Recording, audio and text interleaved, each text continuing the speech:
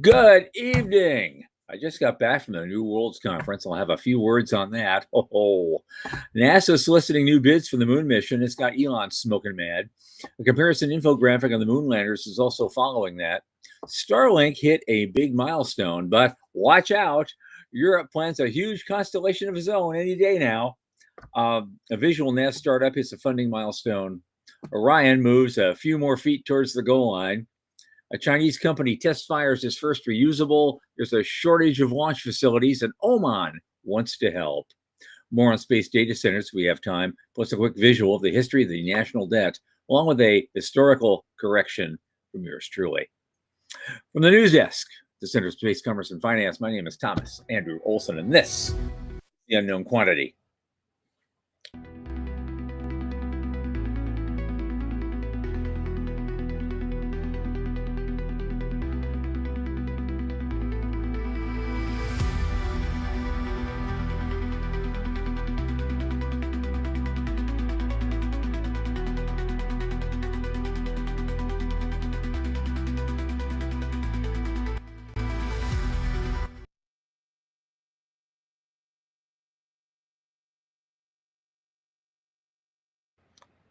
And as you know, this program is brought to you by the Center for Space Commerce and Finance. And what do? We're a 501c nonprofit based right here in the USA. We champion and strengthen emerging space startups and space-adjacent enterprises worldwide through advisory, access, and advocacy. Our pitch events and world-class boot camps fortify startups to be better investor ready.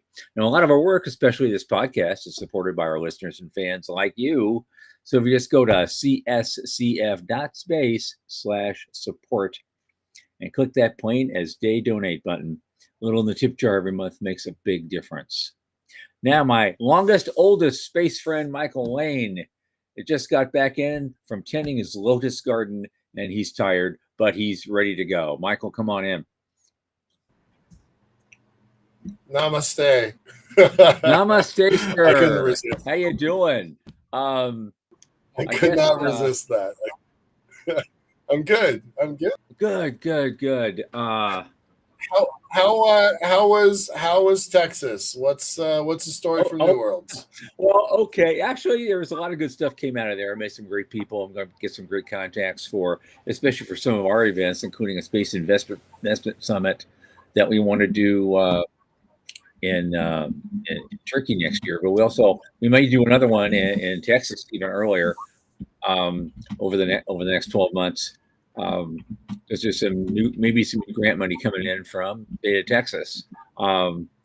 But I can't make an official announcement of that until they do. But I'm hearing every Texan in that room was talking about this, so they already know.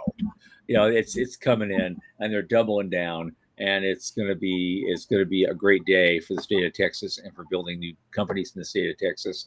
And we at the center actually hope to play a role in that and be a part of it. So yeah, there's a lot to do there.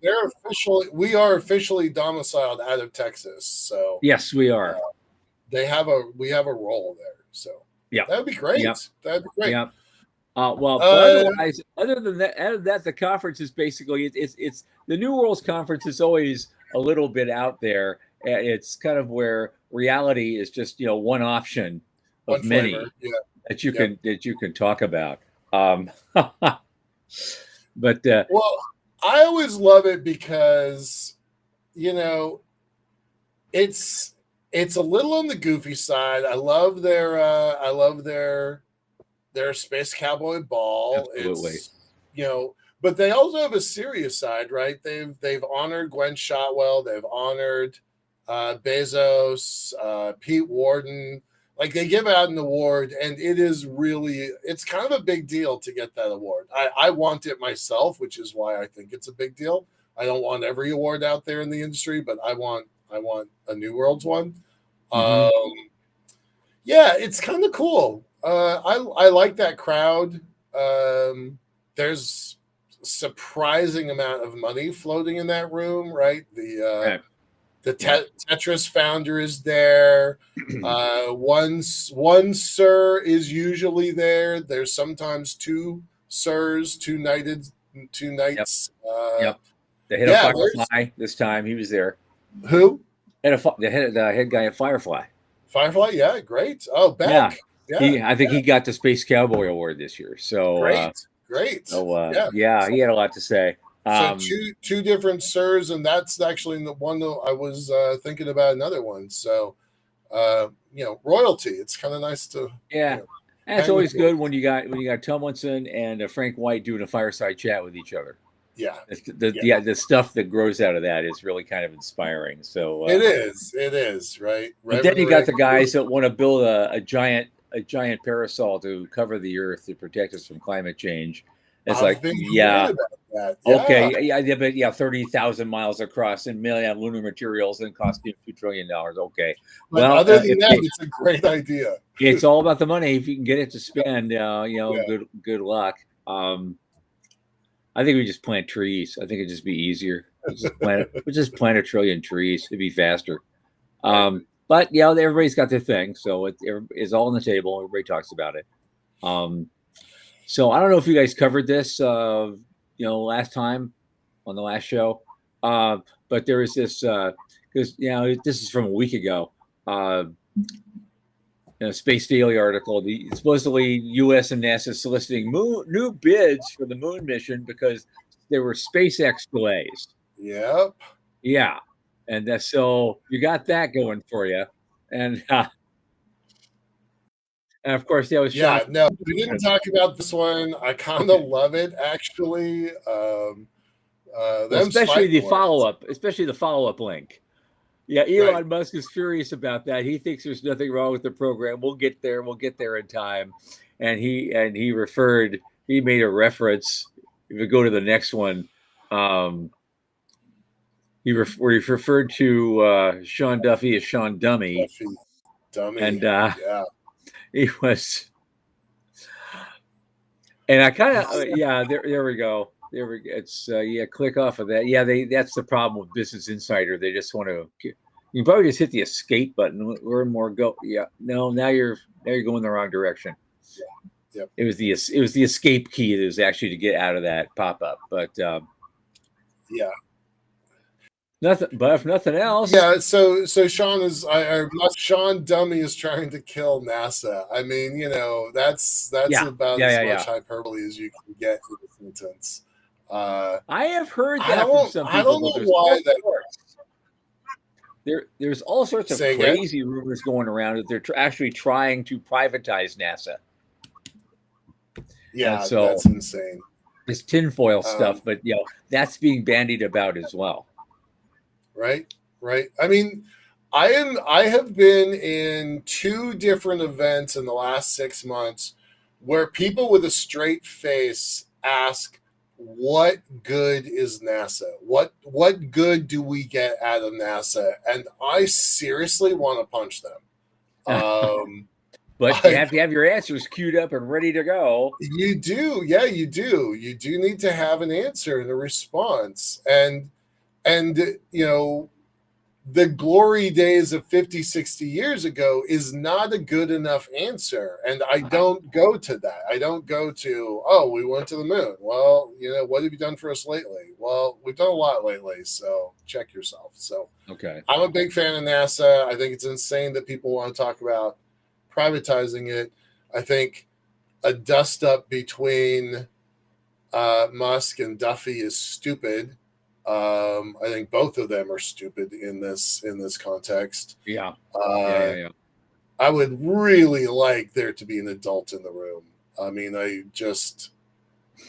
it seems to be missing these days. They may or may not get one. Maybe that's the problem too. I don't know. Did you know what this means? Quote, this is Musk. Someone whose biggest claim to fame is climbing trees.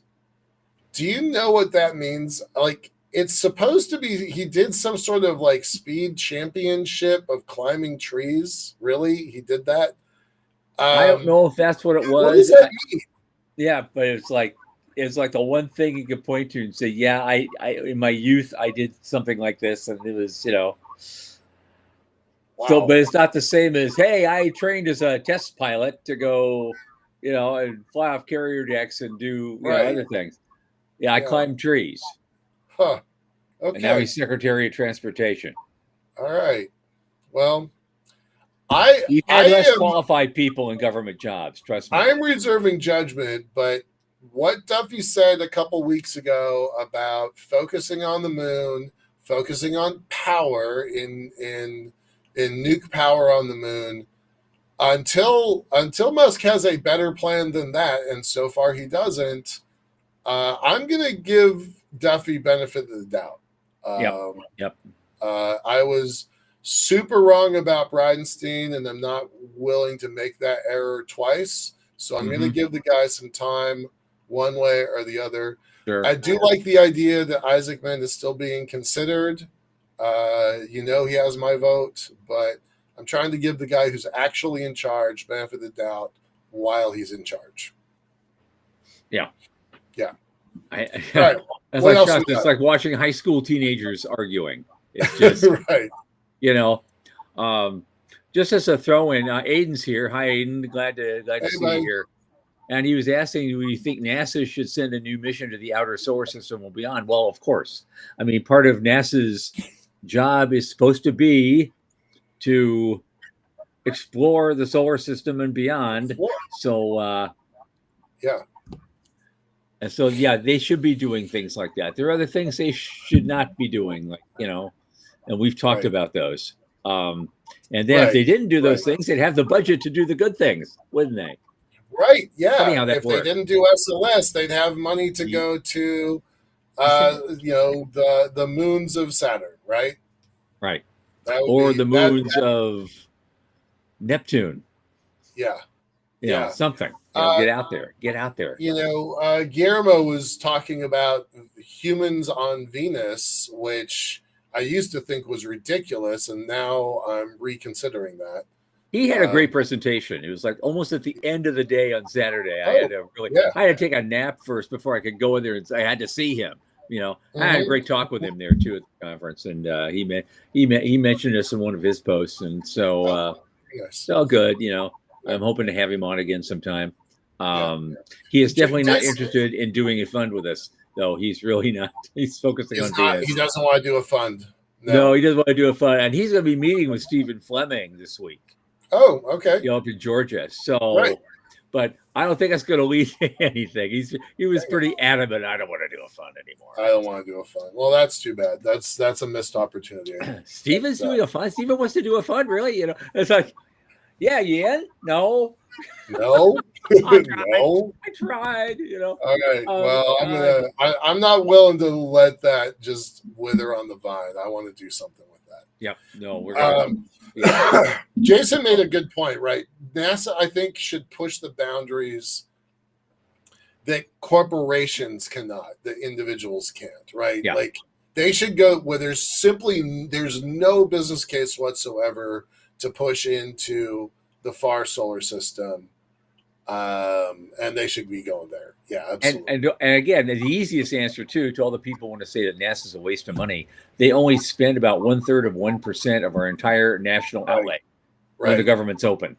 Yeah. And so that's so please don't tell me again about how NASA wastes money when you've got almost $1 trillion going into a military industrial complex. And $1 trillion going into service the debt that we have. Yes. Right? Yes. That is $2 trillion with two topics.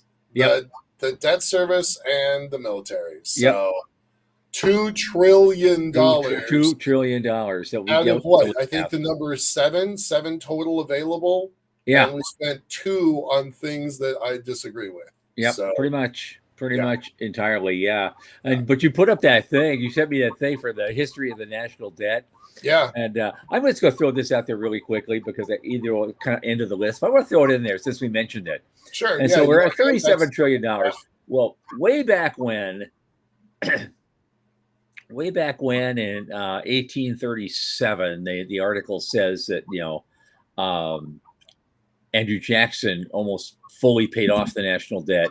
And supposedly it caused a panic. This is not true. That paragraph is entirely not true. Because I read a book written by Murray Rothbard long ago about the Great Depression and what the true causes of the Depression were. Before we had a central bank, we had once every few decades we had a short-lived panic. There'd be something would go on with the economics, and and the banks were having problems, and the people were having problems. Yeah. And they said, well, that led paying off the national debt led to the panic of 1837 because there was a real estate bubble. No. Here's what really happened. Up until the end of 1836, we had a central bank. We had the central bank almost at the founding of this country. Thomas D. Lorenzo wrote a book on it called Hamilton's Curse. And we got rid of the central bank, the first bank of the USA, sometime in the 18 teens. And then we didn't have one for a while. And then somehow in the 1820s or early 30s, we got one again. And Andrew Jackson thought it was a den of thieves, which it was. And he was determined to shut it down. He said literally in writing, "I will rout you out." And he routed them out. And he did not renew the charter for the second bank of the U.S. at the end of 1836, and that led to supposedly the Panic of 1837. Well, the Panic, the people who don't know their history, which is most people, the Panic of 1837 lasted less than a year, and all a panic does is let you purge the malinvestment from the system. That's what panics do. There was another one somewhere in the 1880s. And then there was one. You probably don't know we had a panic in 1921, did you? You probably didn't know that. Because we had a panic in 1921. The Fed was in place, but it wasn't really doing anything, so it couldn't do any harm yet. And so they had, and that panic lasted less than a year. That was on Warren Harding's watch, but then the 20s roared after that. And we got more malinvestment into the system. But then after 1931, the Fed had to do something. Right. And so the Depression went from this to this. Right. That's a different show. But I just wanted to throw that out there. No, it wasn't malinvestment in the real estate sector. It was Andrew Jackson shutting down the second bank of the United States. Okay. Well, I just want to harp on the $1 trillion a year in debt service. Yes. That is completely unsustainable. And at 20% of our total revenues, more than 20% of our total revenues, that's a problem. So yeah. But somehow we can't do debt restructuring like we do under a Chapter 11 or a Chapter 13. Right. Are we just going to end up having a going out of business sale? Yeah, apparently that's the plan. Certainly working at DC these days. Let's move on to space. Yes, please. All right. I don't know if you want to show this. We have an infographic on the landers. Yeah, I like lander options that they're talking about. Yeah. And you could see it this very quickly for a few seconds. You can just see how Starship is like this, and right. The other guys are like this. But there was some debate, which I was in the thick of, over whether without a landing pad could Starship land on the moon safely and not tip over. And I wonder about that. We've talked about before on this show several times, right? Well, there was rampant argument about that, on just outside the main show area. A lot of people were arguing about that and waving their arms, and so. Yeah, the jury's still out, clearly, but that's a competitive element we're looking at. The folks at the New Worlds, they're not your rando space nerd, live long and prosper. They're deep in the sector. They're deep in the field, and they know what they're talking about. Yeah. So most of them. They are. Engineers extraordinaire. Gary Hudson is often there. He's one of the pioneers in this sector.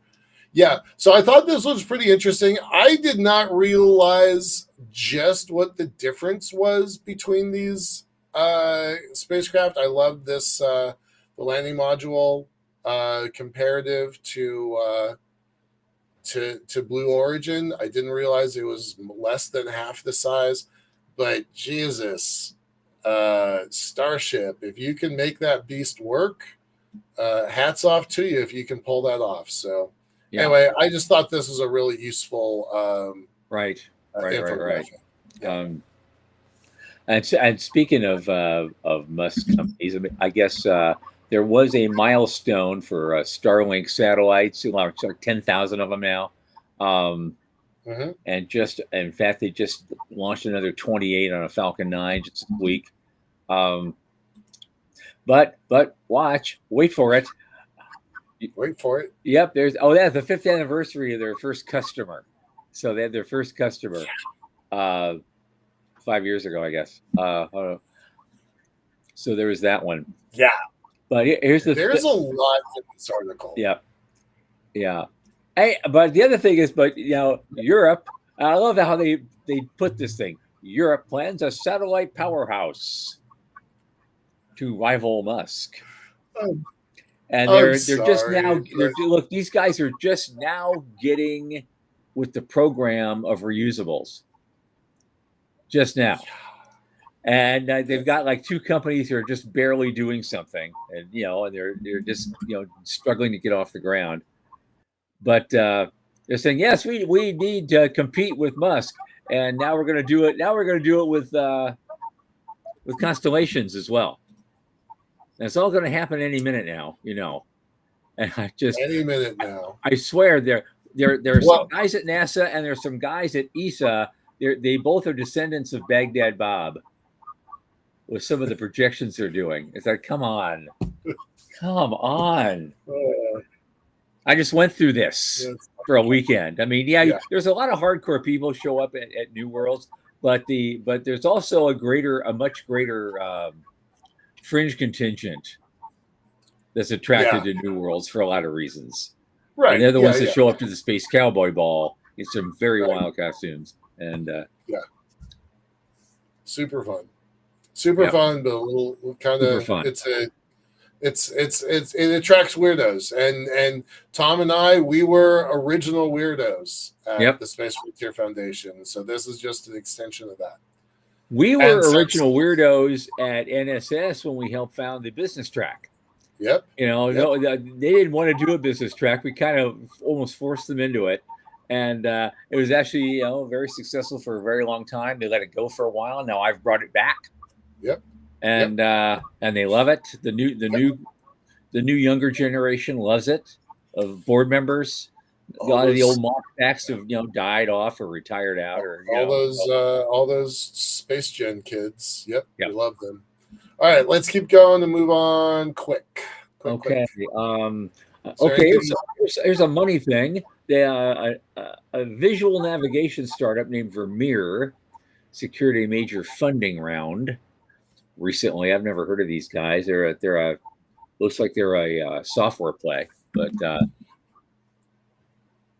yeah, 10 million Series A, solid. Yep.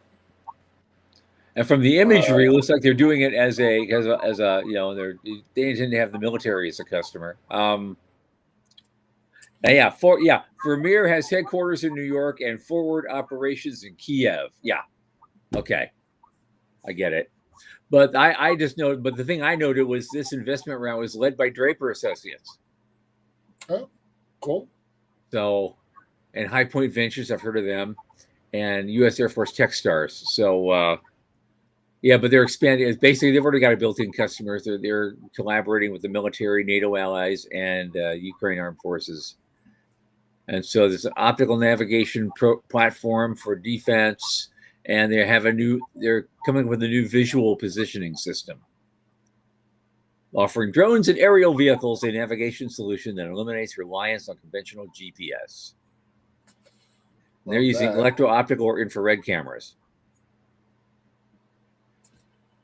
All right. Kind of the last thing to talk about is, and I have a hunch, and we saved this for last on purpose, that our guest is going to have something to say about data centers in space.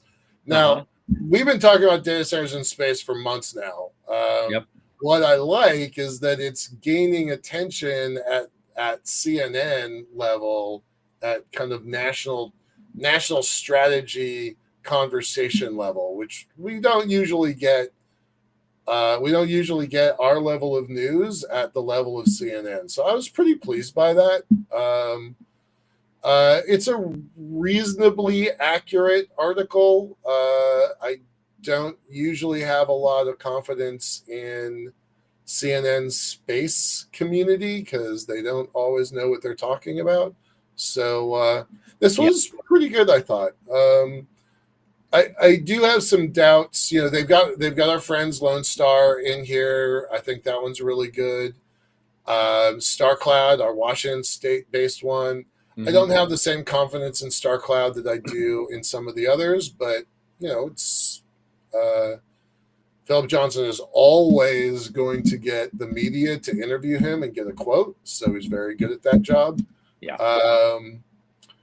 I think data centers the size of shipping containers is 100% the wrong approach, but given that we're such huge fans of shipping containers. Right, I am a big fan of shipping containers. This is not how to use them.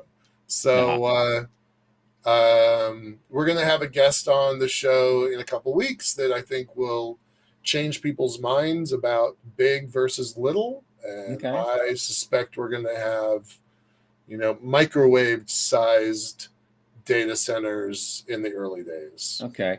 We have a couple more things, but we can save those for another time. You know, Oman wants to build a spaceport. Okay, that'll keep.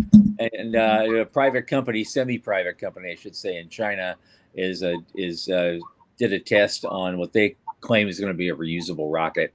And I'd like to get more data about that. We can talk about that later because I think we should. I think on the funding side, we should be bringing in our guests right now.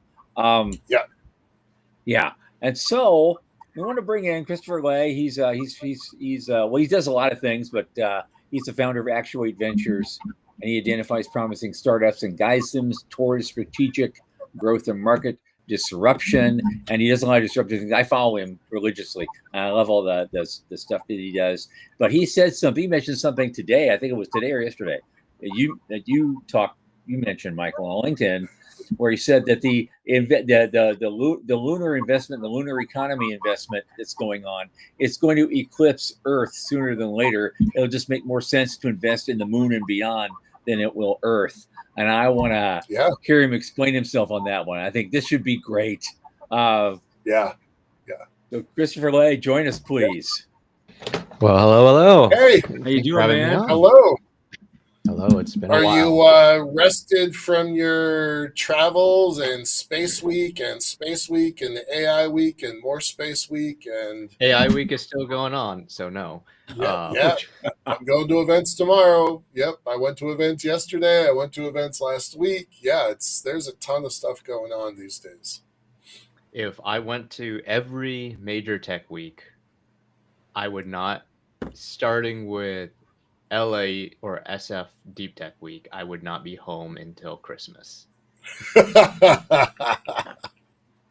Okay, maybe you want to get your own job done instead. How about that?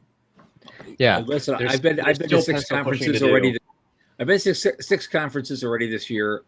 There's a 7th coming up in my own neighborhood. Fortunately, first of next week. Someone was trying to talk me to go to another one in the Bay Area in December, and I can't. I just can't. I need to sit down and crank out some stuff, and I should make a point. So even VCs actually have to work, and it's not. Yes, just events and deal sourcing. Our good friend out TechCrunch Disrupt is happening right now, and Charter.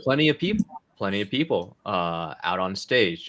Charter Space, one of our small investments, they're currently going to the semifinals. And then our friends, not an investment, Orbital Robotics, Aaron Bodgers and Doug Cole are taking stage, and they've been ripping it.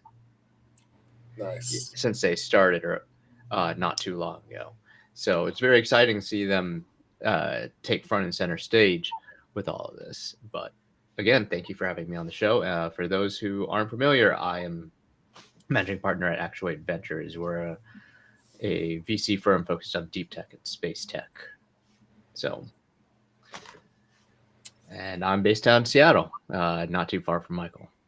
Okay. But you made an interesting comment just recently on LinkedIn, and Michael actually mentioned it. I saw him forward it and make comment, which was the idea that I think the sector investment in the lunar economy and beyond is going to eclipse anything that's going to be happening on Earth in the not too distant future. I know everybody who watches this show, everybody who listens to us, are going to basically be really, who are in the investment community, are going to be really thrilled to hear that prognostication from you, because that's where they're putting their resources. They want to open up the moon and do a lot of things. So absolutely. No, let's elaborate on that. I may have spat out that comic, and for all the audience members, do selfishly follow me on my LinkedIn. That's my primary social media at this point in life. I'll put your link up in a second. Absolutely.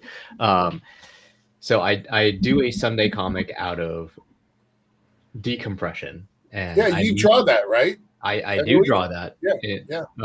Haphazardly in Illustrator with a mouse and keyboard. And I may have planted that for this very show. So well, you called out Interloon and Firefly and us as if we were equals. So shout out to you for that, because that's super fun. Thank you. I don't usually get lumped into that crowd, but so thanks. Appreciate that. Yeah. Well, absolutely. The eye on the lunar economy and having great discussions with other VCs in the space is that there are things that are far out, things that those with discipline, frankly, will not invest in for right reasons. And for those at home, VC funds are bound by their general thesis. They get investments from what are called limited partners. Limited partners can get very angry and litigious if you just start like, oh, here's an actual moonshot project. So I do know people who very much support Interloon, for example, but they are bound to not invest in them. That is nothing against Interloon. It has to do with their thesis. And they'll get sued if they do. Yeah. Sometimes you can get away with something, but better not get on the wrong side of lawyers. Yeah. But there are aspects in which Actuate, Andrew on my team, who unfortunately couldn't be here today, we're looking at the cislunar economy in ways that make sense, in a commercialization play, in a thing that is much more along the lines of a 10 to 12 year horizon. We don't have to talk about the SpaceX's, the Blue Origins, the 20, 30 year projects that take a long time and a massive amount of capital to return. And Michael, you and I can talk about all of the amazing lunar startups who are not the Interloons of the world. Not including yourself, of course. And frankly, when we look at them, they have much stronger return potential that you could see in the 10 to 12 year horizon. Things such as a microgravity testing environment. Companies like Space Copy have very interesting things. Of course, tons of defense oriented things, space domain awareness. We are in a new space race, and I want to clarify from my perspective.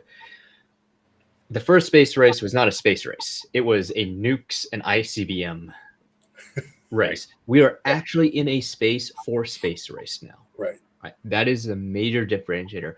We have enemies and allies and unknowns happening up above us, which we don't have full awareness of, and therefore is a gap in many of the national security aspects, which are getting a lot of funding. This is space for space, and is the start.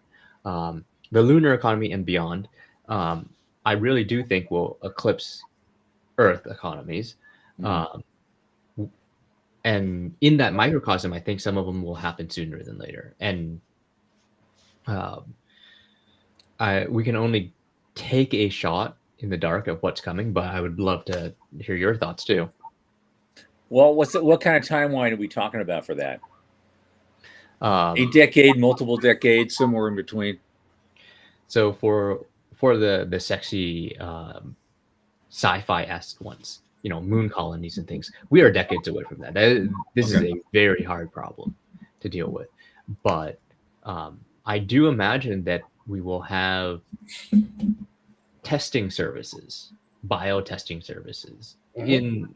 in the next decade, maybe decade and a half, that will provide unparalleled new avenues of biopharmaceutical avenues that will then translate to discoveries here on Earth, because we go like, hey, we need to go do a thing in an environment that is very unique, and that will create a very synergistic effect where we will have to discover new things. Space to space nerds, and to your earlier point on why NASA, what role does NASA have to play? It's about unlocking things we don't know. Right. I am a huge proponent of NASA. I'm a huge proponent of pure science. We don't get LASIK without the modern LASIK algorithms without space shuttle. We don't get my Tempur-Pedic mattress without astronaut suits. We don't get Mylar, which lines my backpacking Right. My sleeping pad. you Right. both know my mom had a heart event. You don't get pacemaker tech. You don't get specialty IVs, right? All of that stuff. Like, we live in a better world because we went to the moon. Well, 50 you years don't ago. get Lexan. I mean, there's also just things, gross things, big things in material science. Yeah. That came out of the fundamental research going all the way back to the late 50s. And even beyond the fundamental research, I want to put a feather in the cap that VCs are pretty okay at taking shots in the dark for near-ish term things. The markets and all this capitalism and magic hands. We are very terrible about the things beyond our lifetime. If it was in the private market, and you know, this is seeming anathema coming from where I sit in the world, we would not fund Einstein if he says, look, I'm doing this thing and we're predicting, you know, time dilation. I was like, what's the practical use case? To my understanding, correct me if I'm wrong, the first practical application of Einstein's relativity happened 5 years after his death. Mm-hmm. Yeah. Yeah, you couldn't have predicted GPS that came out of those same papers, but you'd be a trillionaire if you could have pre-funded GPS, right? So, or lasers. Right. Yeah. So let's kind of bring it back a little bit to your original idea of the space economy will eventually be bigger than the Earth economy. There's 6 space station companies. 2 of them are not doing great. The other 4 are reasonably solid, reasonably well funded, have a shot. So what does that look like when you're trying to model out the near future? How many people do you think are going to be operating in space on a minute by minute basis, say 5 years from now, 10 years from now, assuming some of the space station companies succeed? In a decade from now, I still don't expect more than 100 people. I would be very idealistic. Okay, but you think there could be 100 people concurrently living in space in just 10 years? Yes. Do you know how freaking crazy that sounds? I love that. I love that. The majority, it's overdue, actually. But we're like a quarter of the way there. If you fill the space station, that's like a dozen people, and then the Chinese space station, that's another dozen people. You're a quarter of the way there. Now, India is launching their rapidly investing in their space program. The rest of the EU is not sitting far behind. Canada and Australia, New Zealand are definitely going hand in hand. These Commonwealth folks, right? These are nation states, right? And then you toss in a couple of folks from VAST and Gravitics and Blue. I think we could hit 100. Now, how stable that 100 is, very different type of environment prediction. So let's stick with 100 people 10 years from now concurrently living in space in a variety of space stations. Does that get us, or do you have an equal 100 on the moon, or is that too many? Is that bridge too far? That's a bridge too far for me. Okay. All right. So what do we have on the moon globally? China plus America plus everybody else. I believe if you're looking at current mission timelines is whatever Artemis and others are doing. So just a small handful of people temporarily and then going back. Camping, not a settlement, not a research center, camping, going and coming back. We will have robots galore for the good near future. Okay. The lunar environment, and maybe an easier environment to look at, is the Martian one, and then our good friend James Burke at Mars Society. They're doing some incredible things, and here on Earth to test that environment out on the Mars, and there's still tons of unknowns. And I'm not trying to like sugarcoat this, but the moon is really hard.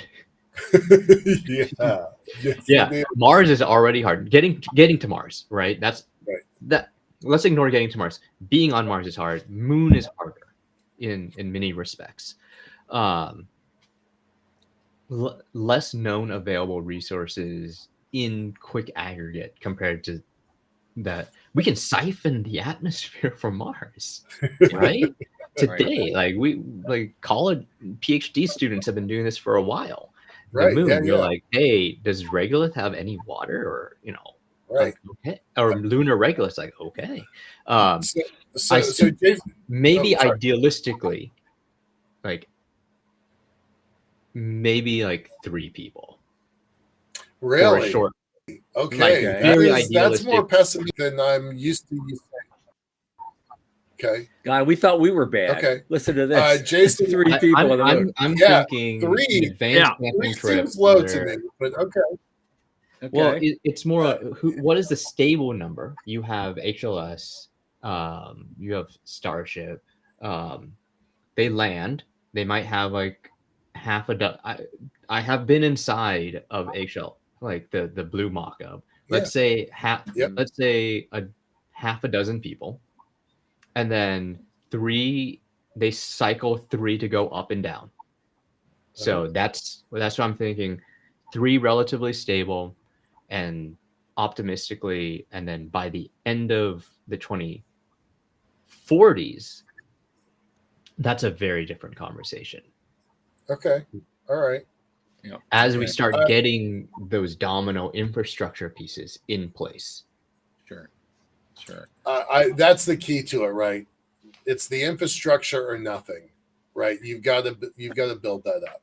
Yeah. And speaking to that, we have a whole bunch of questions here. They're all from Jason, but Jason's with us. He's talking Jason's about on fire today. He's talking about what might be the turning point of all this. Is it materials processing? Is it manufacturing? Things of that nature. What's going to drive that push to have the cislunar economy eclipse the Earth economy for investment and business development? It is going to be whoever creates the shipping channel. Yeah.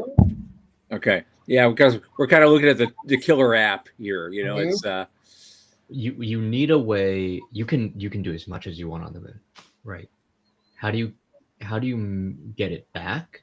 How do you get it off the moon? You don't have to get it back to Earth. Let's ignore the Earth, right? Blue Ring, other space tugs, space ports, folks at Black Star Orbital Inversion. They want to do all these interesting things around orbital, whether it's lunar or otherwise, and then all this stuff in between. the inflection point for the economy is essentially, can I produce a thing and actually deliver the thing? Right. The majority of the cost of your good should not be in shipping. Yeah. Right. And the moment that you hit that 1-to-1 ratio, things are going to be on fire in a good way. Sure. Awesome. So that got me thinking. What if, because we were talking about down mass a lot, and so I there are people working on that, and we get it. But for getting stuff off the moon, like you say, would it be worthwhile to revisit the concept of Jerry O'Neill's mass driver?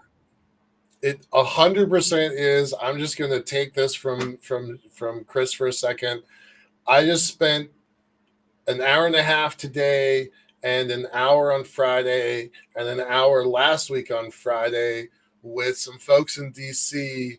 Mass driver is the partnership between an elevator and the mass driver is unstoppable. So I'm just going to take that one because I know this one inside and out. So, Chris, would you like to answer since you're the guest? I think I'm unqualified compared to say. Let's get Mike Grace on here, but I think he's busy being the master of a giant gun. Yeah. So, yeah, mass drivers are certainly one thing, but I actually think that's incomplete in a way that a mass driver is great for, say, let's go from the moon to an expanse style. Let's send it to Jupiter, right? Mm-hmm. I'm really thinking moon around the moon is way easier, right? We got our astronauts back. We know that this is not a very high energetic environment that we need to overcome. If anything, I would rather see a mass driver here on Earth, because that unlocks things here on Earth. If you talk to James Penna and Mike Grace, how do you get shipping something from Seattle to Tokyo as cheap as freight, right?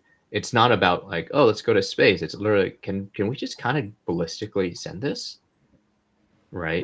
On the moon, I'm thinking, how do we get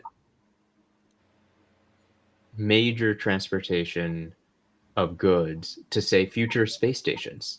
Mm-hmm. The road to space that Bezos and my alum at Blue, the millions of people living and working in space, and Blue's other creed is building the road to space, which, as much as I love Blue, it's a private road to space that they're building. Yeah. Mm-hmm. Yes, they're tossing in a couple of companies, right?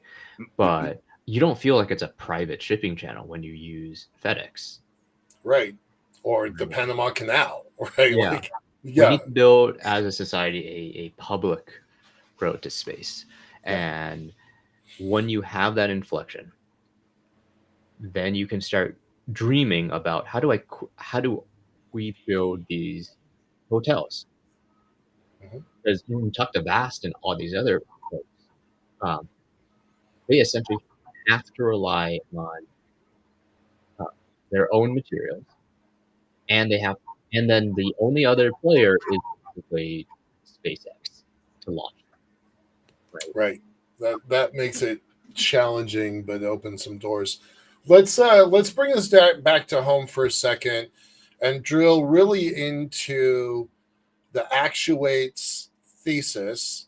What do you write checks on? Whom do you write them to? Why? How does somebody convince Chris and Andrew to take a meeting? Not necessarily write a check, but like, what do you look for? What's your thesis that your investors are like, yeah, go crazy, do what you're going to do? Tell us about that. So let me just crank up the brightness on this, because there we go. Oh, there you go. Yeah, I was like, oh, the sun's already setting on my side. I faced north. The sun was going straight into my eyes earlier. Can't change orbital mechanics. So Actuate is a new VC firm. We are writing relatively small boutique checks out of the firm right now. But ideally, when everything is set and done, we will be deploying to about 15 companies to start 2 to 300K checks, float up or down, depending. That's our and the rest of the key parts of the thesis are deep tech and space tech. I focus a lot on the space tech aspect. Deep tech has to be complementary in our view to space tech. So, for instance, we wrote a small check into Tribe Magnetics the other month. They are a novel chip technology using spintronics, so nanomagnetic chip. That has naturally radiation resistant properties. Cool. So, and the other end of that is it is substantially lower power consumption and higher stability. So, in fact, the other investor on the table was Snowcap. They're a climate-oriented fund. Okay. So there are strong complements to both our focus and others. We are not just focused on space for space. And to catch our attention,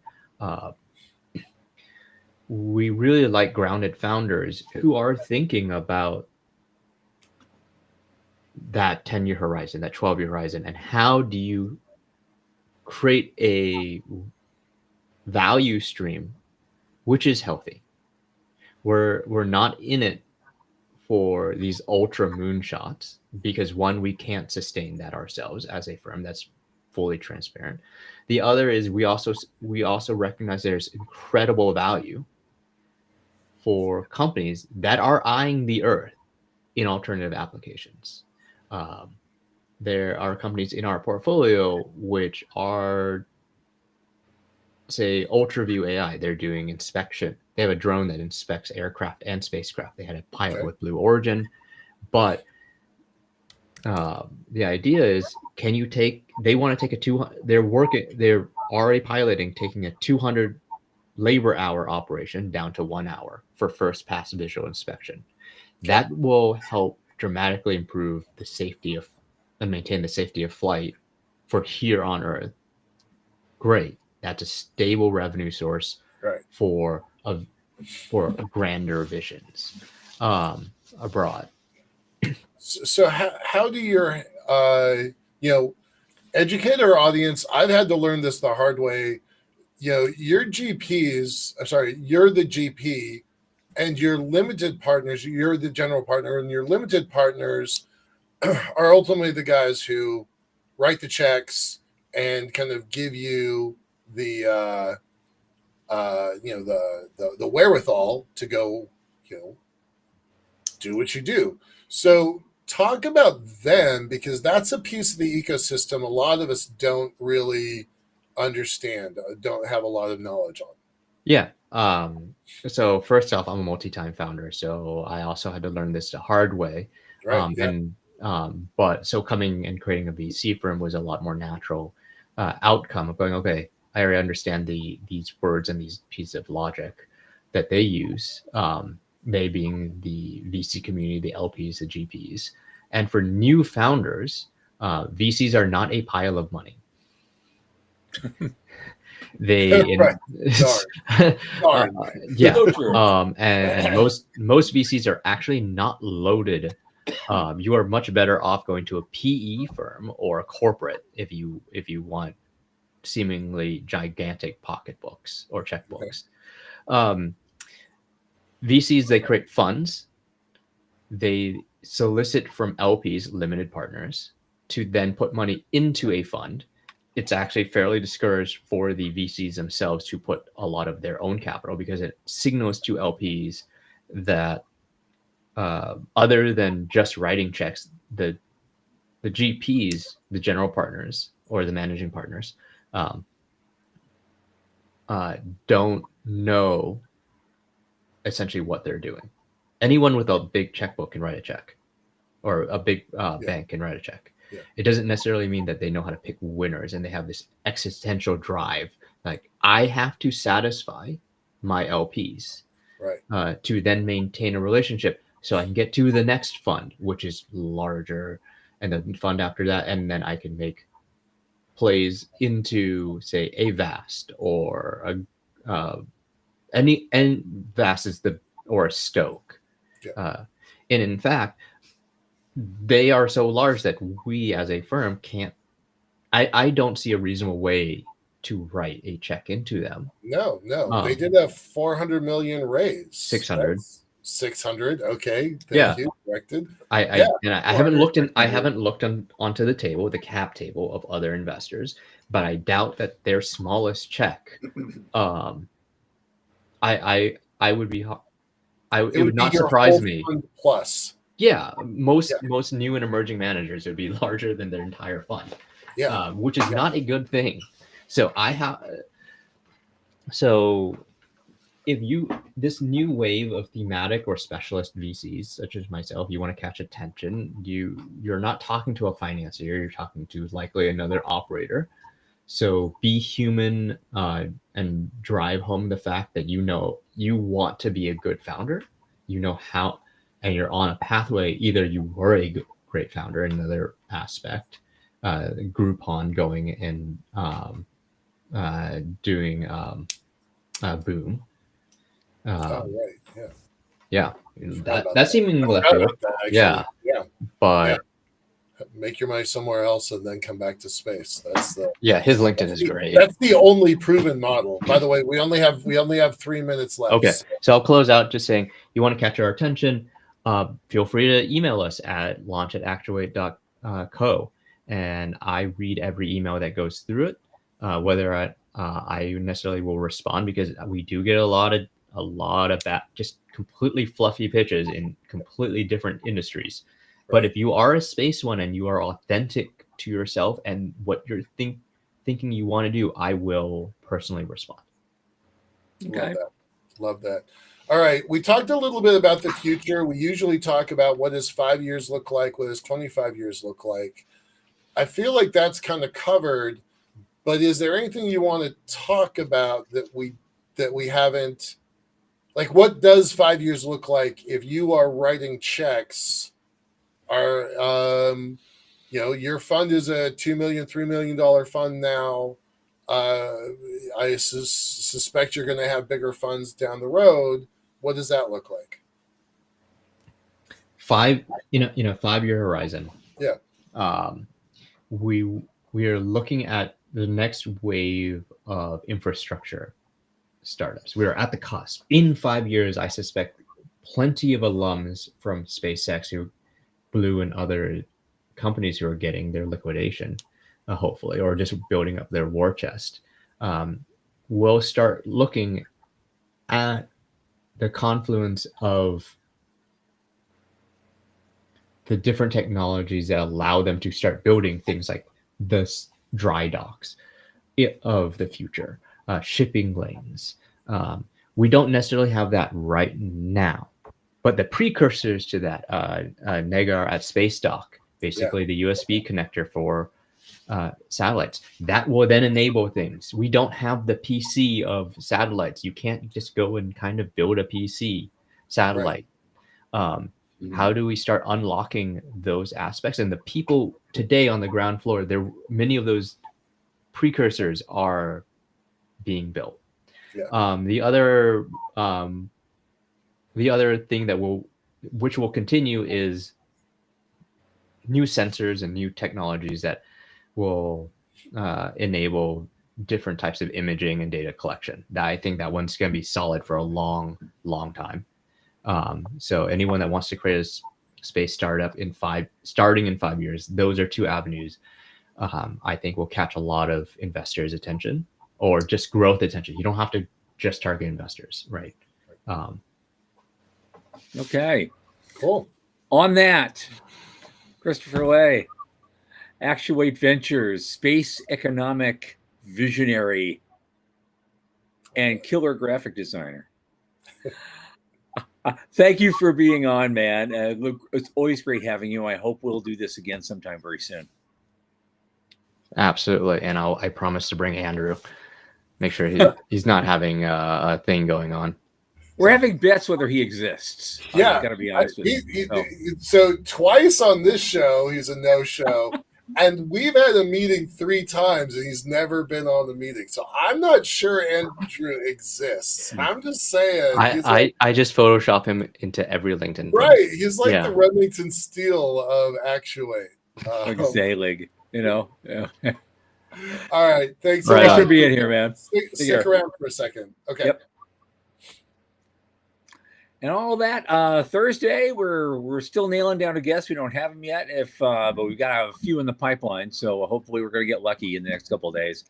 Sean is great at that, so we'll announce it. Stay tuned. Watch your social media for an announcement on that. But if not, then hey, we have lots of news we can talk about, lots of different ideas we can gather around with our infrastructure of friends here, and that's always a lively conversation full of hearsay and innuendo and general tomfoolery.